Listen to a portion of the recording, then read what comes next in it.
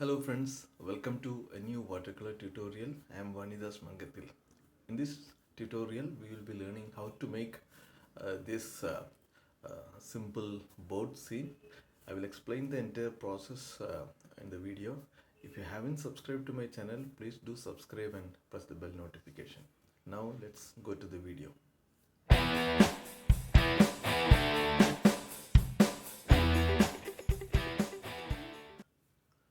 For this video, I am using a cold pressed watercolor paper, approximately A4 size. The brand that I am using is an Indian handmade watercolor paper called Chitrapat, and I am wetting the top half of, not top half, I am around at the center, I am wetting the paper, and the idea is that I will softly or gradually add some color so that the the bottom half looks like a sort of a gradated wash or graded wash. I'm using a slight or a pale wash of Paynes gray and orange mixed together. Okay, it is little kind of an earthy color, little kind of a dirty color, but yeah. And then I am adding blue color at the bottom, so it is a sort of a gradated wash from the mid to the bottom of the paper. Okay, at the top of the wet area I am adding applying a wash of Paynes gray and probably a touch of orange and blue. It's a sort of a very grayish color, and the idea of uh, this is going to be some far end foliages, and since we are applying it uh, at the wet area as well, so it will spread down, it will spread below on the wet area, so that the spreading area where the wash is getting spread, you can see some part of the wash is getting spread below. That will look like a reflection. That is the idea.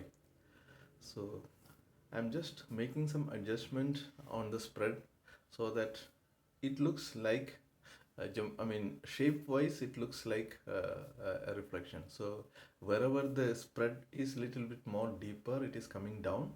I'm adding something at the top to justify the reflection or the spread, because we know that the reflection usually should be some sort of a mirror reflection. And so whatever objects, whenever there is a elevation at the object, there should be a corresponding reflection happening. So it's a sort of a little bit of adjustment where the top and the bottom reflection, the top element and the top reflection are matching each other. Now at this point I am adding details and the paper is fully dry. Okay, so for adding, I am just thinking of adding a boat, and to match with the sort of perspective, I am first I am drawing the boat with the brush itself. You could draw with the pencil also, and if once it is fully dry, you can always draw with pencil and then start coloring. So I didn't draw with pencil, I just started with the brush itself, because I have fair idea of how it is going to turn out. Okay, for the boat color I am using the red. So I am picking up a little bit of a Scarlet red, and I am also mixing some Paynes gray to make it darker. And some of the top portion of the boat, I'm giving some details because the boat needs to be convincing. So some of the planks on the boat, it's a small boat. Okay, so I am trying to define those things. As I told, if you are not comfortable, you please draw it first and then do the coloring. Okay, and now starting with the reflection. See, the top of the reflection usually is darker, and it is wider, uh, and as it comes down, because of the way the boat is oriented, the reflection shape I am trying to imagine. So this is a work from imagination.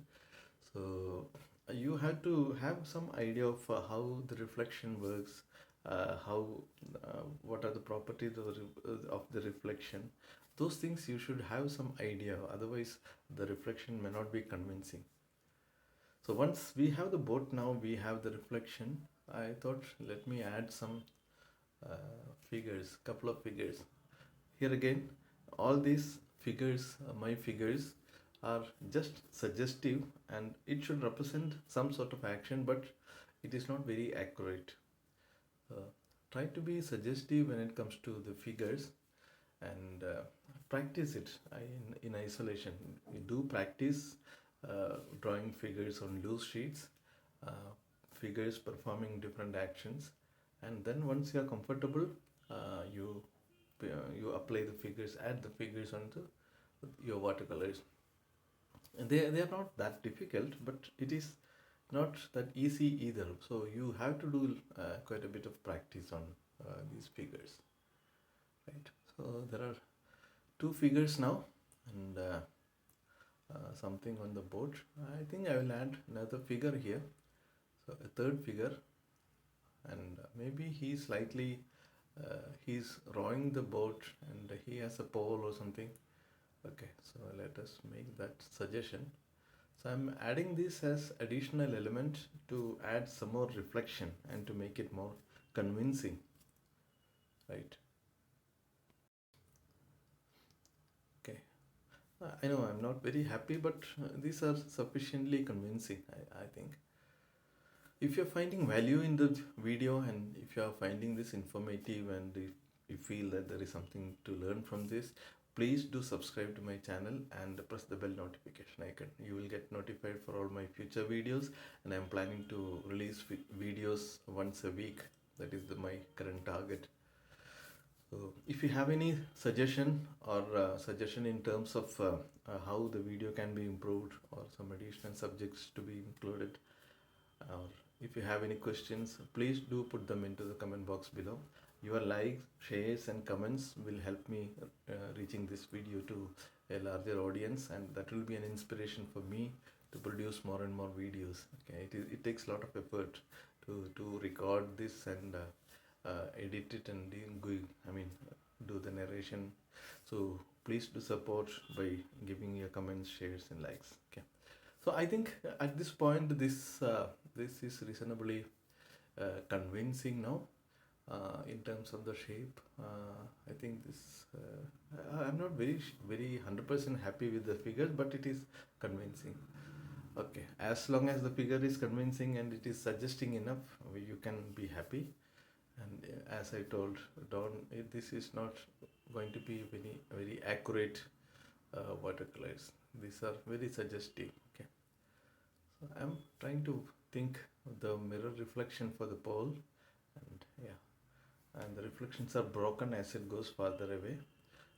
Actually, there are a lot of things to consider when we talk about reflections, but here I am just worrying about the suggestivity.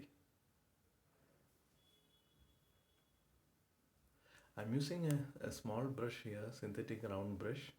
Okay, so you just pick the brush that is suitable for each of your brush works. Don't have to worry about specific brand of the brush. Okay, and I think the board went little bit too dark, so I'm adding little bit of red color, and I'm giving some adjustment to the color of the board so that the form of the board is little bit more clear. I think we are pretty much done with the overall definition. I'll just give some highlight, and I'm using white watercolors directly from the tube using a small brush and just putting some highlight. This is an optional step. This in fact is slightly an opaque treatment and may not be conventionally the right things to do for watercolors, but a little bit of opaque touches here and there, I usually prefer that. Okay, so I think we are pretty much done. The figures are now getting more contrast, and it is getting slightly popped up, and I think some white touches here and there to show some activity on the water. I think that will help in overall appeal of the work. Thank you so much for watching this video. Hope this video was informative to you.